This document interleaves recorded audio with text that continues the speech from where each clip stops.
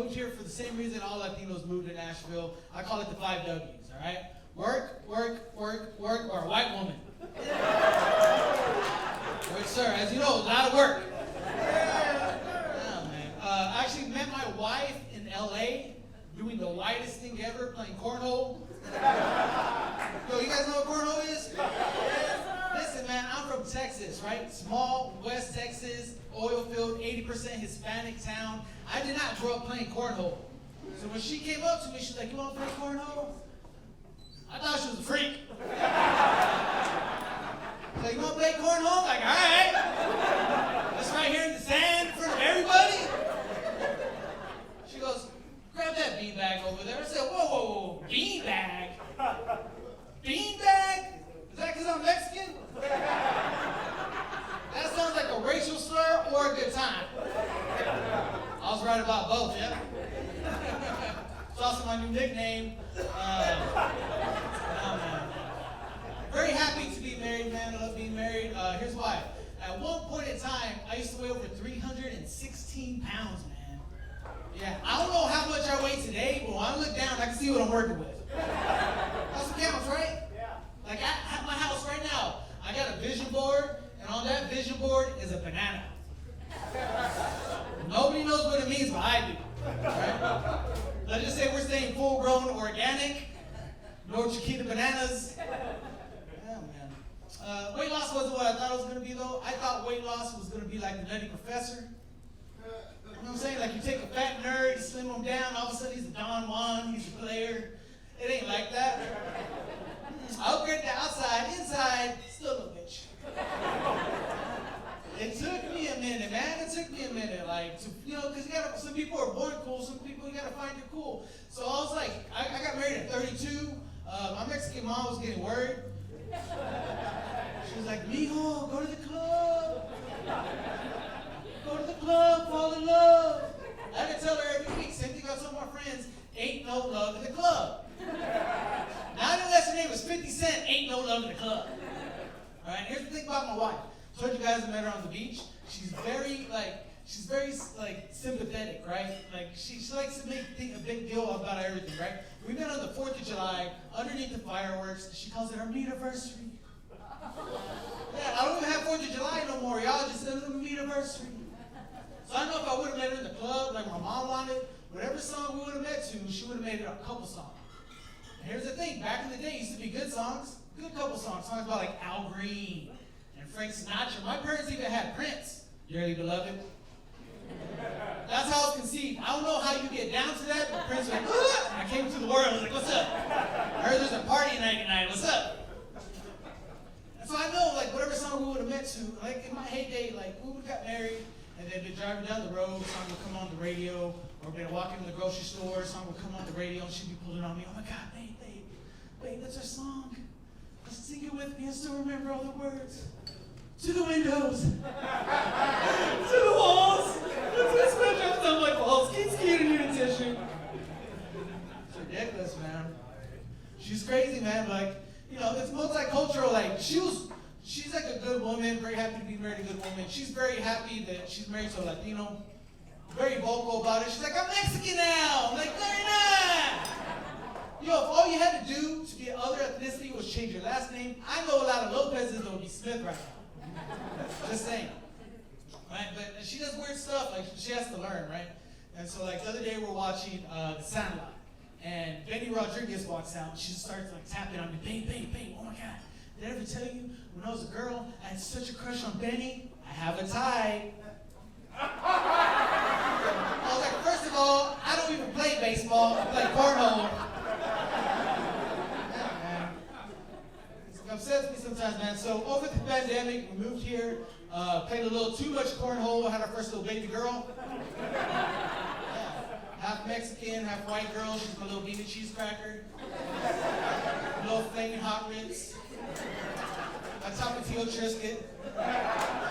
Beautiful, man. Mixed culture day. I gotta decide how to raise this girl. Like, I don't know if any of you guys are parents or maybe like you have newborns or it's been a minute, but like when you have a newborn baby, it's a lot of work, right? This little girl relies upon me to feed her, to bathe her, to take care of her. I don't know when her Mexican side's kicking in, but her white privilege is all right there. I'm like, when you're 4, you're throwing that trash. Oh, man. I'm not political, so like, I don't know. Like my brother-in-law is like really political. Like he's like a conservative, like dude. And he's always asking me, do you believe in white privilege? And I'm like, I don't know, man. I hope so. I just had this little white baby. Otherwise, I've been coming to these family dinners eating this bland-ass food for no reason. Not political, man. Oh. But you know, like, here's why I'm not political. Because when I was a kid, there was this thing called the presidential fitness test. Right? For some reason, every year, the president wanted to know how many push-ups my little chubby fat ass could do. And the president was Bill Clinton. This dude was going through a sex scandal. He was about to get impeached, taking his sign to be like, Eddie can't touch his toes. I hated it. The worst part was the mile run every year, right? That was just my yearly walk in nature, right? Like part of me losing the weight, I read a lot of like self-help books, and what they talk about a lot is like the 4-minute mile. The first time somebody broke the 4-minute mile, and like after they did that, like a bunch of people started doing it. I don't know who was the first to break the 24-minute mile, but I think I had that record.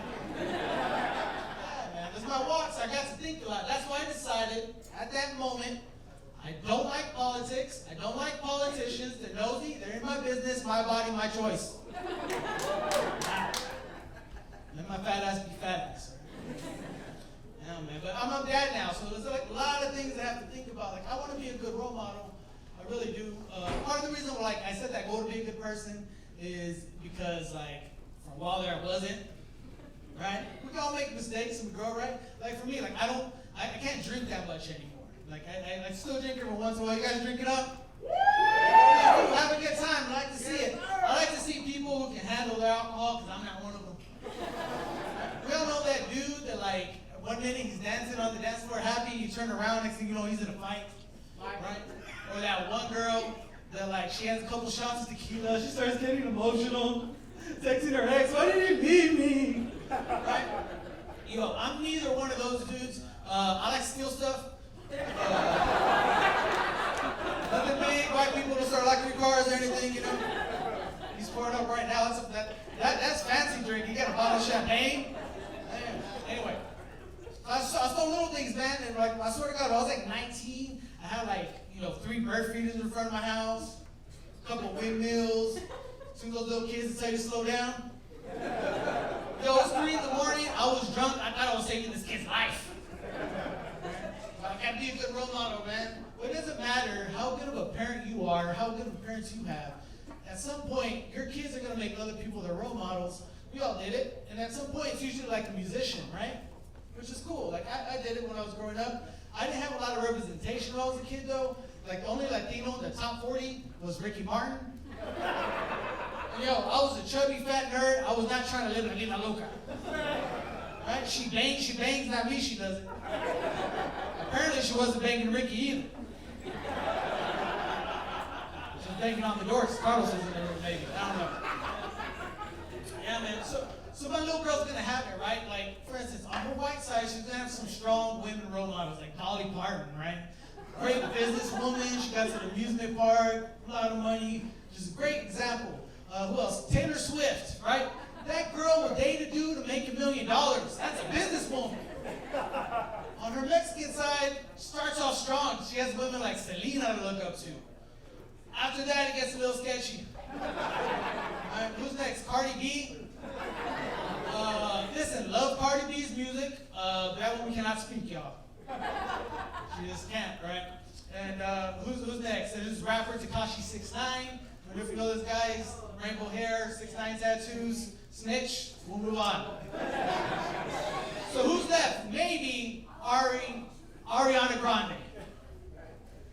All right, I got quiet. You're like, is she Mexican? I'll be honest, I had to Google it. She's not. She's Italian. When she was a kid, she was very pale on the Disney Channel. She hit 18, grew titties, and a tan. I don't know what happened. All right, Ariana Grande is the Taco Bell of people. She's not saying she's authentically Mexican, but she got the presentation. All right, you guys, I'm Eddie Sisneros. That's my time.